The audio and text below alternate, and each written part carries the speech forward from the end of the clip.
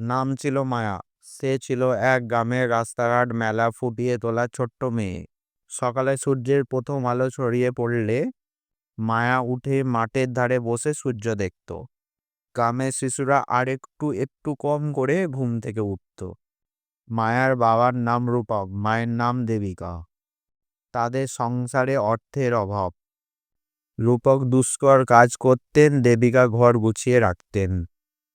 মায়া পড়াশোনা ভালো করত, গল্প আর কবিতা লেখা ছিল তার শখ, কিন্তু তা দিয়ে উপার্জন লাগতো না। একদিন স্কুল ছুটির সময়ে মাঠে খেলছিল মায়ার বন্ধুরা। তারা হঠাৎ দেখতে পেল একটি কটি পাথরের পুরাতন মূর্তি মাটির নিচে লুকিয়ে আছে। ভেসে উঠল পুরাতন স্মৃতি ও রহস্য। গ্রামের মধ্যে আলোচনা ছড়িয়ে পড়ে, এই মূর্তি কোন দেবতার হতে পারে। কেউ বলে এটি এক রাজ পরিবারের ধরা হাল, কেউ বলে শিল্পীর ছোঁয়া। মায়া উৎসুক হয়ে সন্ধ্যের মধ্যে মূর্তিটির কাছে গেল। মাটি পরিষ্কার করে দেখল মূর্তিটি খুব সূক্ষ্মভাবে কারুকাজ করা হয়েছে। চোখে যেন দেখতে পাওয়া যায় শান্তি ও হৃদয়ের ভাষা। মায়া বলল, আমরা কি এটা কেউ জানিও? তার বন্ধুরা ভয়ে সরে গেল, কিন্তু মায়ার মনে হওয়ার মতো এটি গ্রামকে পরিচিতি এনে দিতে পারে।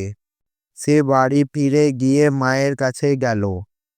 মায়ের চোখে ভয় ছিল এবং হাতের ময়লা ছোঁয় না, কিন্তু মায়া দৃঢ় চেষ্টা বলল, মা, যদি সত্যি মানুষ জানে, আমাদের গ্রাম পরিবর্তন পাবে। পরিচয় বোঝার জন্য মায়া এবং রূপক পুরাণটি অভিজ্ঞানী গ্রামে বোঝার চেষ্টা করলেন। ভাষা বিজ্ঞান ও ইতিহাস জানতেন এমন এক বৃদ্ধ সন্তান পেলেন। বৃদ্ধ বলল, এটি মহান দেবী শান্তিময়ী প্রতিমা, পূজার্থে অনেক বছর আগে হারিয়ে গেছে। গ্রামে খুশির ঢেউ উঠল। পুজো উদ্বোধনের দিন ধার হলো, সবাই মিলে মূর্তিটি বিশুদ্ধ করলো, তাদের মধ্যে মায়াও ছিল।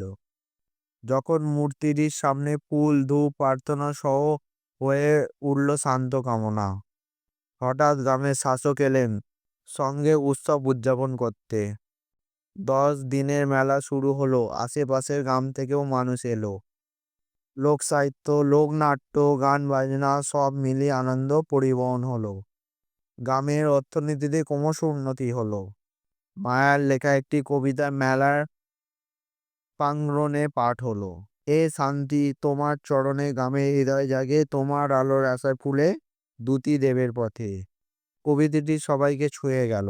বাবা মায়ের চোখের আনন্দ, গ্রামে মানুষ গর্ব অনুভব করলো। মায়ের স্বপ্ন কুশেটে বড় হলো। কেবল নিজের ভালোবাসা নয়, গ্রামের নতুন পথ, নতুন আশা ঢুকে পড়লো। এইভাবেই একটি পাথরের মূর্তি ও এক মেয়ের সাহায্যে বদলে গেল গ্রাম। হৃদয় খুলে মানুষেরাও মিলল ভালোবাসা। নতুন শুরু হলো এক অধ্যায়।